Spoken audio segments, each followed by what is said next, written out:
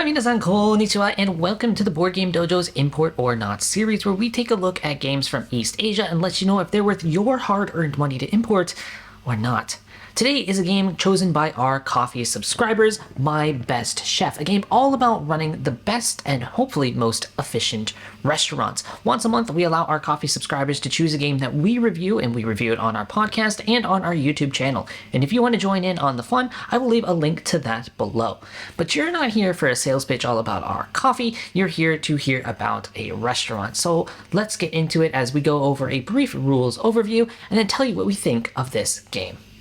First, to set up, you need to arrange the level 1, level 2, and level 3 employees. You'll also set up a resource pool here and a garbage pool here. Each player also starts with a manager card in their hand. Then, one at a time, each player will take their turn. On one's turn, you can do one of 5 basic actions. The first action is to recruit, which is simply to take a card from one of the rows into your hand. The other option for recruit is to bury a card from one of the rows, refill that row, and then you have to pick a card from that row to put into your hand. The second option you have on your turn is to pick a resource from the general supply.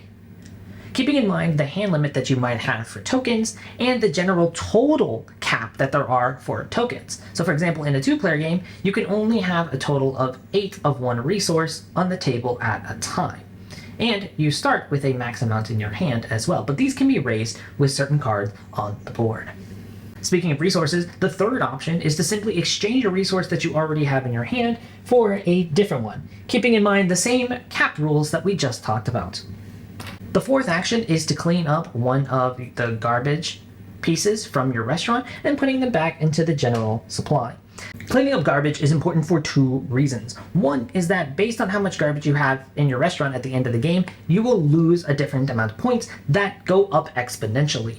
The second reason though, and this is probably more important, is that if you ever had 5 garbage tokens in your restaurant at the end of your turn, you have to lay off an employee from your restaurant. Not a good sign of a well-run restaurant. The final action is to hire an employee from your hand into your restaurant, paying the number of resources in the bottom left corner. So 2 yellows, back into the general supply. Now, if this was all that the game had to offer, then it wouldn't be a very interesting game, but this game is all about combos, and let me show you a bit about that.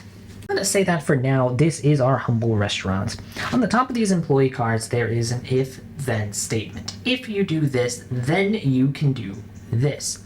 Let's say we start our turn by recruiting a card into our hand.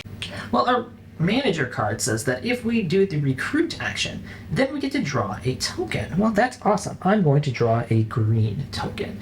But we aren't done, because this card then says that if we draw a green token, then we can choose to either exchange 2 tokens in our hand or draw a garbage. Well, I think that exchanging a token sounds quite nice, so I'm going to do that. So on just my turn alone, I was able to do 1, 2, 3 of the 5 basic actions. And this is where the combo-tasticness of this game comes from. Just to note that you'll also have cards in the tier 3 section that have end game bonuses that you can get. So some of these will be like if you have more red department employees than anybody else, you get points. Or maybe some will be if you have less than 5 of a certain department, then you get points.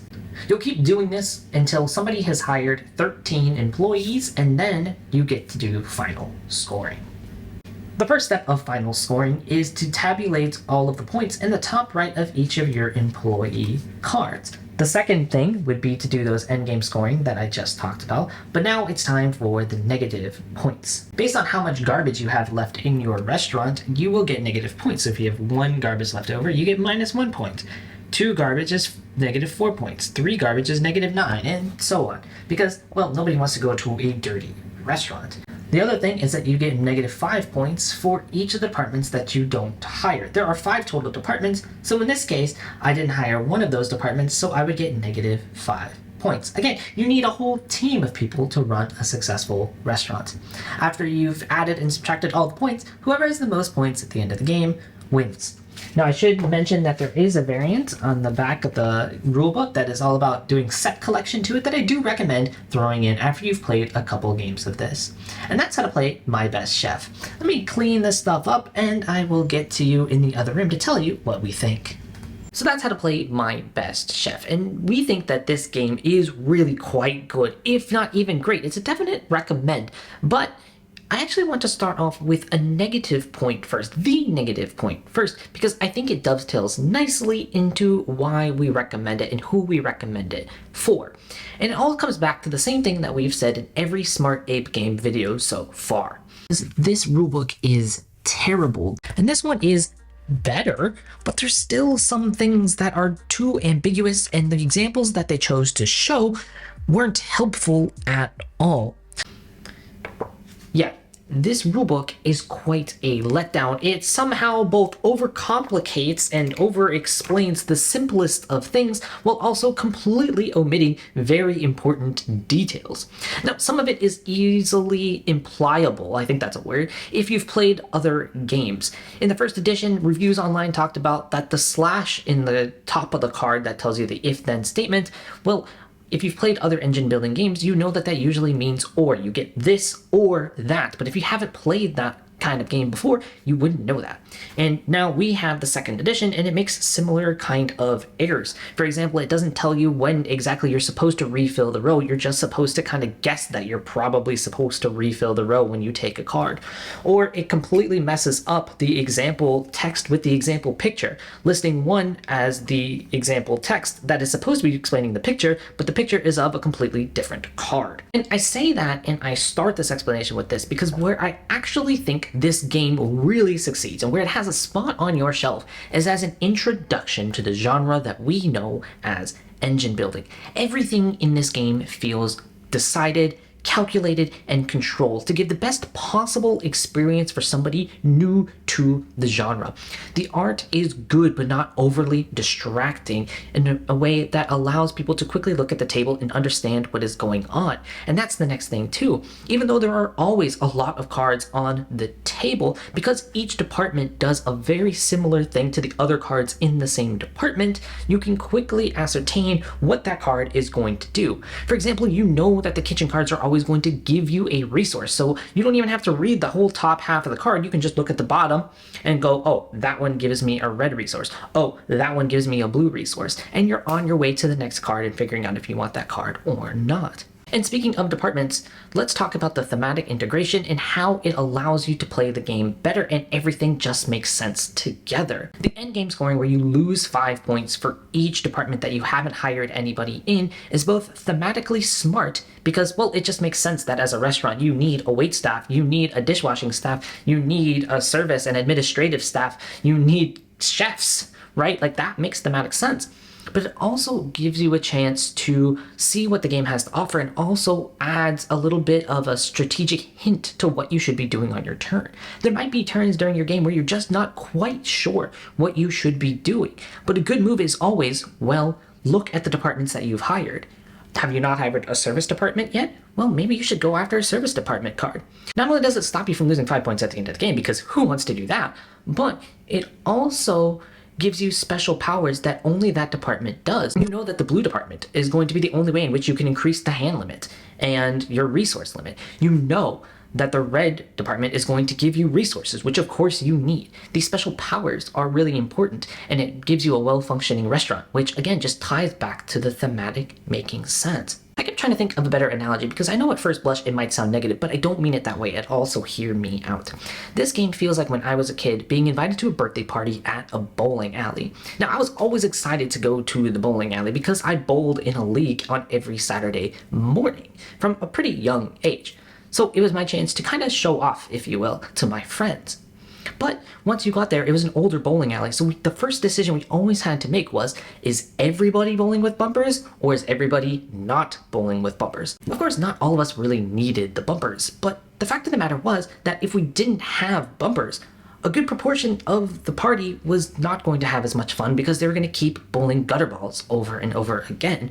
And so we quite often made the decision to just bowl with bumpers, and some of us that didn't need it didn't use them. And that feels a little bit like what this game does for engine building. By sacrificing the fun that can come from just watching somebody totally zero out, totally fail at running their engine properly and just create a mess of a restaurant. By sacrificing that, it allows everybody to quickly understand the fun that is the genre of engine building. Combos come quick and early and often during this game, allowing everybody to feel that rush of dopamine that happens that at a bowling alley is when you knock down all the pins, but in this game, when you put together a really good combo. And that's what we kind of look for in an introduction to a genre, a way of making new players quickly understand why we enjoy the genre so much. That isn't to say that this isn't fun for people that are already familiar with the genre. I think it's quite a bit of fun. But I do just want to put it out there that it's not going to be the most complicated thing that you're going to find out for.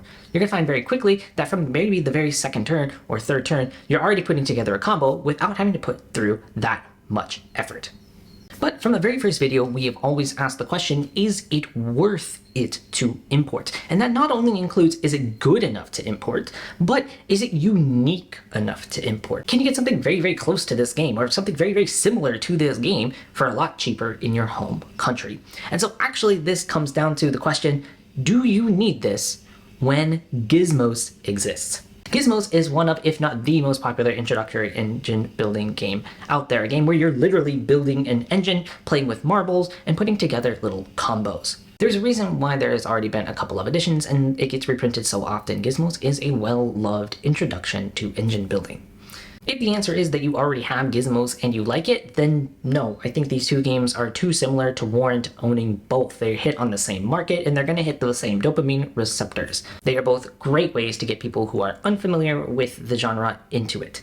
If your answer is, well, I haven't tried it at all, or I haven't even heard of it, well, it usually is available because it's been out for so long, so you can usually find a copy, if not new, then on the used market. But if you're in a third category, which is those who are uninterested in Gizmos or didn't like it, or if you're in the situation where, and this happens quite frequently, where it's out of print, well then My Best Chef is different enough to warrant getting. I think that even if you didn't like Gizmos, you might just like My Best Chef. And that kind of leads us to our final conclusion.